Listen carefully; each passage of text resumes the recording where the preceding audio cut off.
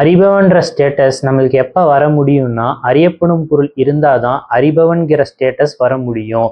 இப்போ ஒருத்தரை பார்த்து தந்தைன்னு நம்ம எப்போ சொல்ல முடியும்னா, மகன் இருந்தாதான். ஒருத்தரை பார்த்து குருன்னு நம்ம எப்போ சொல்ல முடியும்னா, சிஷ்யன்கிற ரெஃபரன்ஸை பாயிண்ட் வச்சுக்கிட்டு.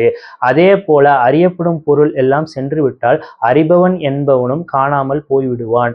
திடீரென்று அறியப்படும் பொருள் எல்லாம் நம்ம கண்ணு முன்னாடி வந்து நின்றுச்சுன்னா இப்ப என்ன ஆகும்? அறிபவன் வந்து விடுவான்.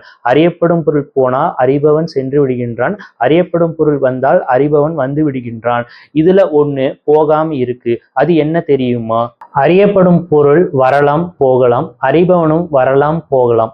இப்ப நம்ம பார்த்து அனுபவிக்கின்ற ஒரு வர்ணத்தை உடைய ஒரு மலர், அந்த மலர் சென்று விட்டால் அந்த வர்ணத்தை அறிபவன் சென்று விடுகின்றான். அந்த மலர் வந்து விட்டால் அந்த வர்ணத்தை பார்க்கிறவன் வந்து விடுகின்றான். அப்படி அறியப்படும் பொருள் வரலாம் போகலாம், அறிபவனும் வரலாம் போகலாம். இதுல வந்து போகாதது என்னவென்றால் அறிபவனிடம் இருக்கின்ற அறிவு.